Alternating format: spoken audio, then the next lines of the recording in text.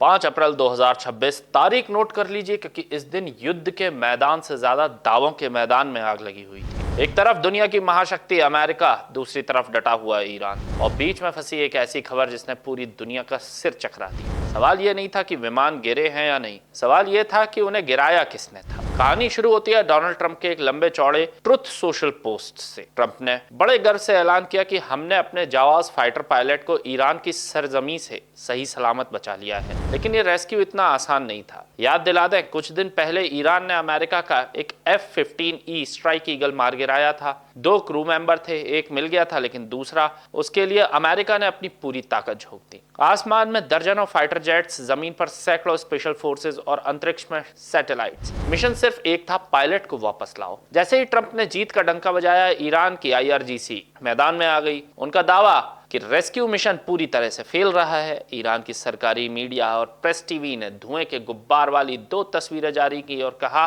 Pilot को ढूंढने आए अमेरिकी विमान को हमने आसमान से जमीन पर ला दिया है। ईरान का कहना था कि उनकी police commando unit Faraz rangers ने अमेरिका के विशाल C-130 ट्रांसपोर्टर एयरक्राफ्ट को मलबे में तब्दील कर दिया है। अब आप सोच रहे होंगे कि सच क्या है। द न्यूयॉर्क टाइम्स की रिपोर्ट इस उलझी हुई गुत्थी के तार को खोलती है। मिशन वाकई किसी हॉलीवुड फिल्म जैसा था। जब अमेरिकी पायलट एक एक्सट्रैक्शन जोन में अपनी जान बचाने के लिए डटा हुआ था, तब अमेरिकी एयरक्राफ्ट उसे कवर देने के लिए ईरानियों पर बम बरसा रहे थे। लेकिन इस भीषण गोलाबारी में अमेरिका को भारी चोट पहुंची। एक अमेरिकी हेलीकॉप्टर राइफल की गोलियों का शिकार हुआ, क्रू मेंबर घायल हो गए। एक A-10 वॉर्थॉग विमान को ईरान ने इतनी बुरी तरह हिट किया कि उसे फारस की खाड़ी में गिरना पड़ा। और सबसे बड़ा सस्पेंस, 2 ट्रांसपोर्ट एयरक्राफ्ट भी बुरी तरह डैमेज हुए हैं। यहीं से शुरू होता है असली कंफ्यूजन। अमेरिका ने माना कि उसके 2 विमान तबाह हुए हैं, लेकिन एक अजीब मोड़ के साथ अमेरिका का कहना है कि विमान इतने खराब हो गए थे कि वो उड़ ही नहीं सकते थे। वो ईरान के हाथ न लग जाएं, इसलिए हमने खुद उन्हें बम से उड़ा दिया।